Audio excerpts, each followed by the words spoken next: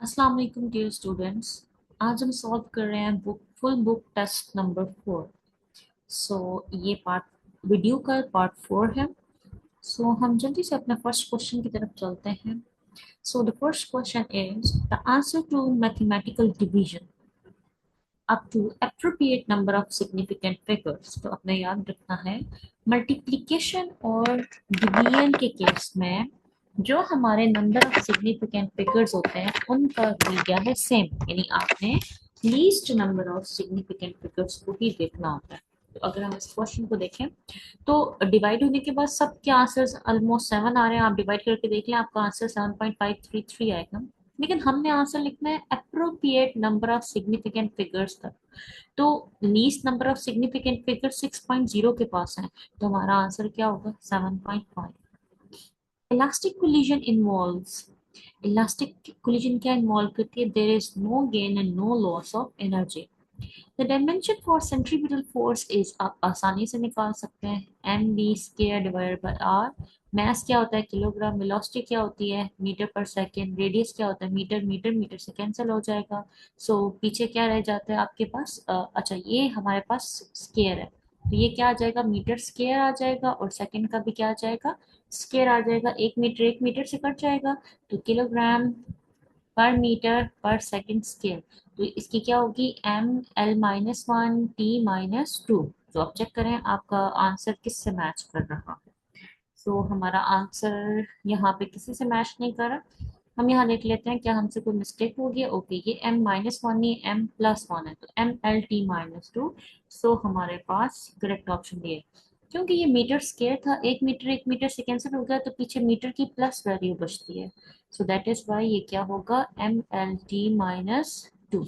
Next question है, The 3 joule of work are done in 3 seconds. आपने 3 जॉल का काम किया 3 सेकंड्स में, पावर कितनी होगी, सिंपल।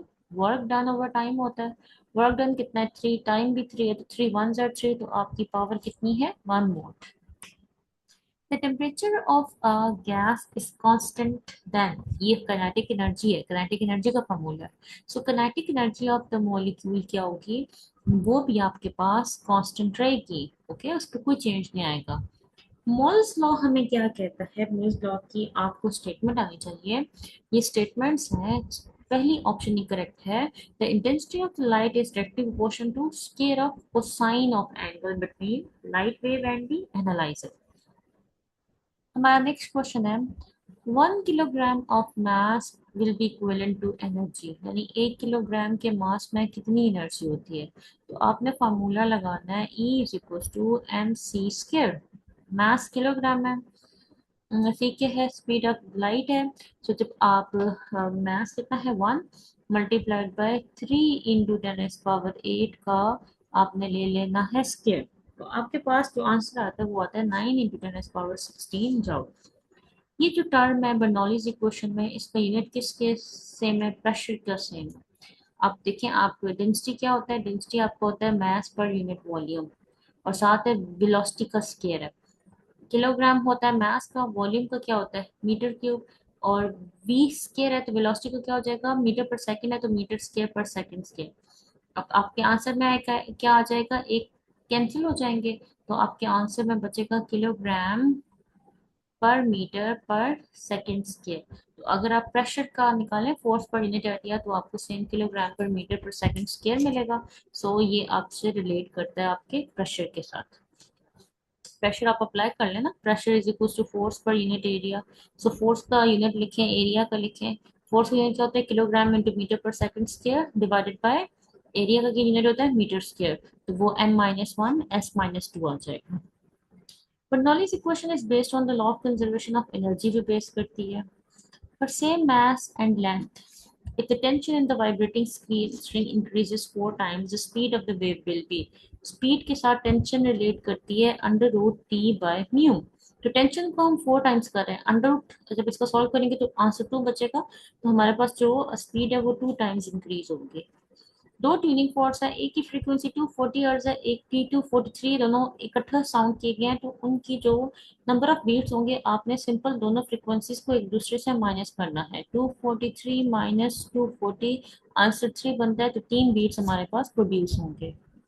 थर्मिस्टर क्या है? What is a thermistor? Your thermistor is a type of resistor. Resistance of negative temperature coefficient thermistor. तो जो नेगेटिव टेम्परेचर कोएफिशिएंट होते हैं वो डिक्रीज करते हैं, और जो पॉजिटिव टेम्परेचर कोएफिशिएंट होते हैं वो क्या करते हैं? इंक्रीज करते हैं। What is the protective case for seismometer? हम पहले भी पढ़ चुके हैं, उसको वोल्ट कहते हैं, और उसकी शेप किस तरह की होती है? सिलेंड्रिकल होती है। ये हमने पिछले टॉपिक में भी डिस्कस किया है। ब्रेयन जो होते हैं वो फॉर्म होते हैं by the combination of. Brain कितने क्वार्क्स से मिलके बनते हैं आपके पास? तो ब्रेयन आपके 3 क्वार्क्स से मिलके बनते हैं। Which of the following force has negligible effect between elementary particles? यानी जो हमारे पास elementary particles हैं, इनमें से कौन सी negligible है? तो आपकी जो gravitational force है वो क्या होती है? negligible होती है। स्टूडेंट्स, ये आखिरी पेपर था। सो आई होप आपको क्लियर हो गया होगा। अगर आपको फिर भी कोई चीज़ समझ नहीं आती है तो आप मुझसे इनबॉक्स में, कमेंट बॉक्स में पूछ सकते हैं। थैंक यू एंड अल्लाह हाफिज़।